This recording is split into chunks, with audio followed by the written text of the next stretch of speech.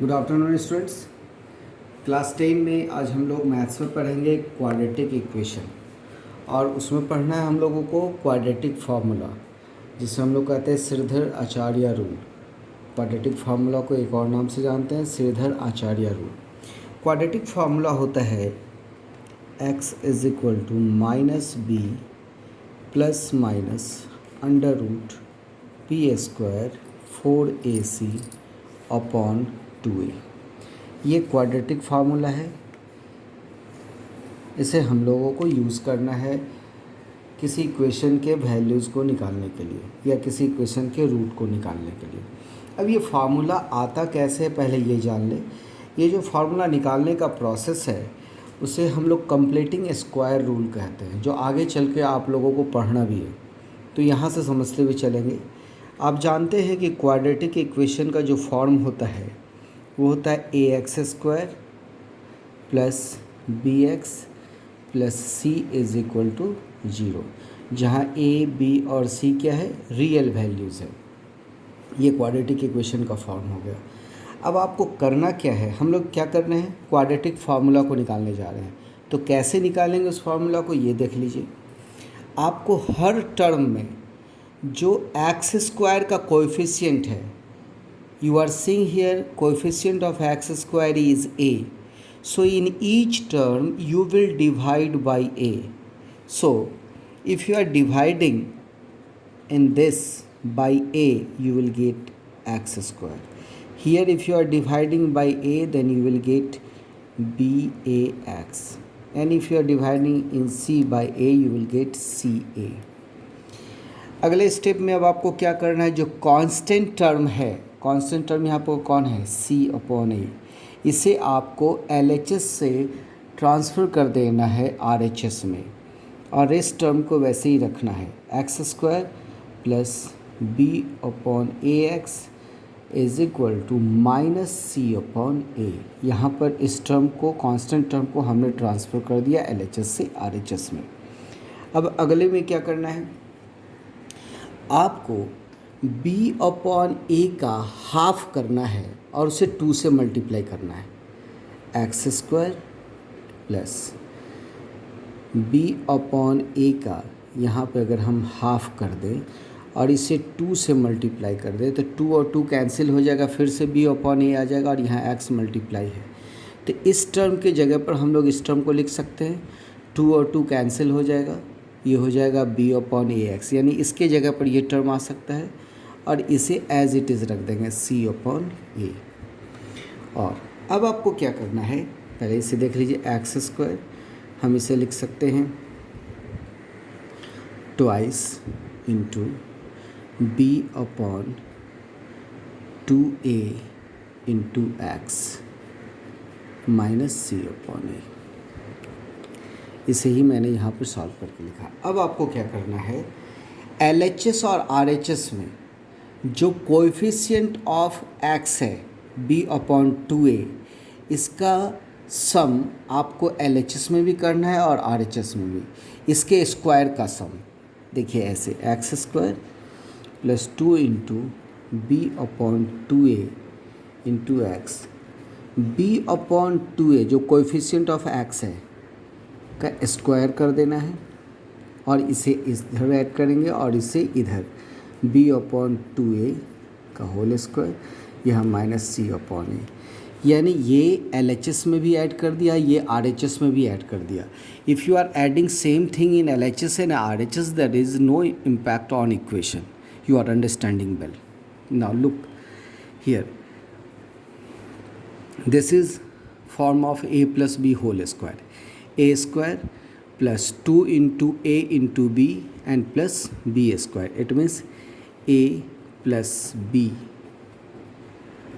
whole square, and here is b square upon 4a minus c upon a. Now we are going to simplify.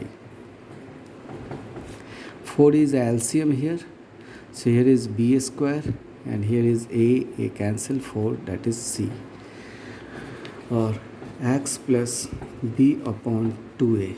If you are transforming square from LHS to RHS, then it will keep under root b square minus 4c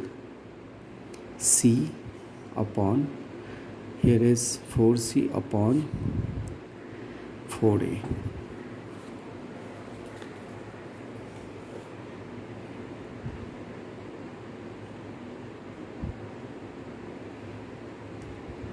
Here is it is a square, so its LCM is a square.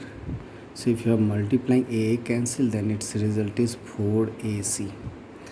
Okay, this is plus minus because here squaring power transforming from LHS to RHS, so its result is plus and minus.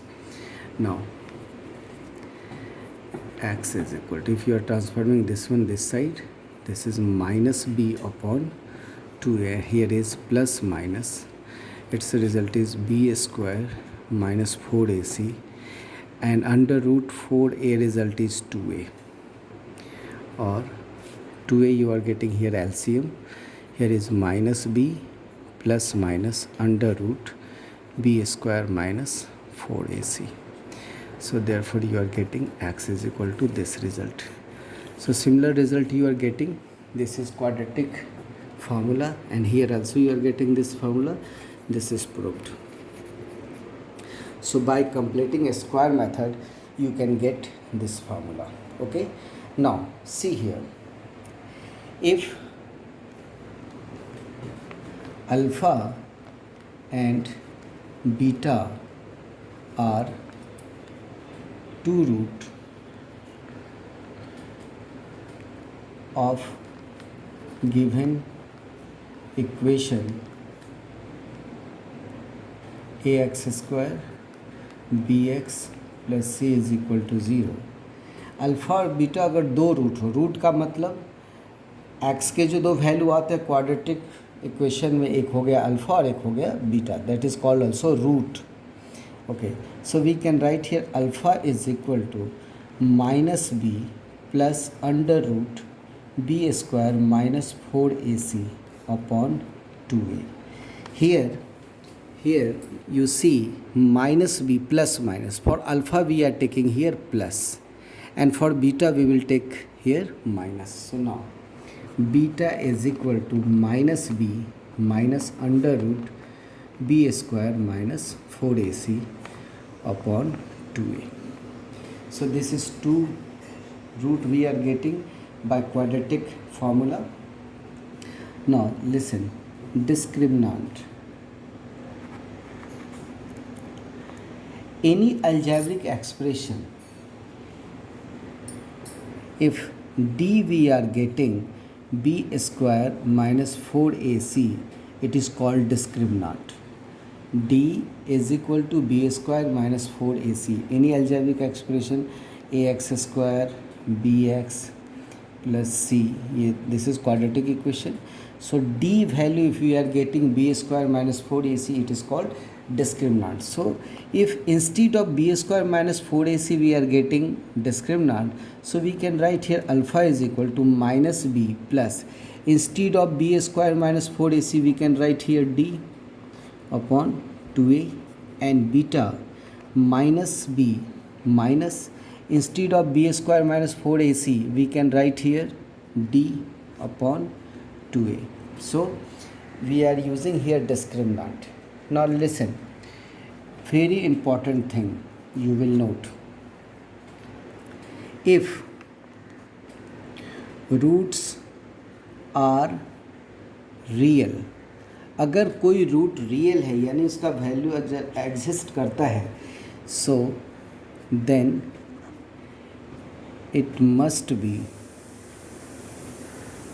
D must be greater than और equal to zero, यानी D का यानी discriminant का value चाहे तो zero के equal आ जाए या डी का वैल्यू जीरो से ग्रेटर हो जाए. यानी डी की जगह पर हम लोग क्या लिख सकते हैं, बी स्क्वायर माइनस 4ac का वैल्यू जीरो से ग्रेटर हो जाए या जीरो के इक्वल हो जाए. Then we can say that given roots are real. So by this way we can find given quadratic equation has a real root or not, and we can get quadratic equation formula, that is Sridhar Acharya rule. I hope you are understanding. Thank you, student.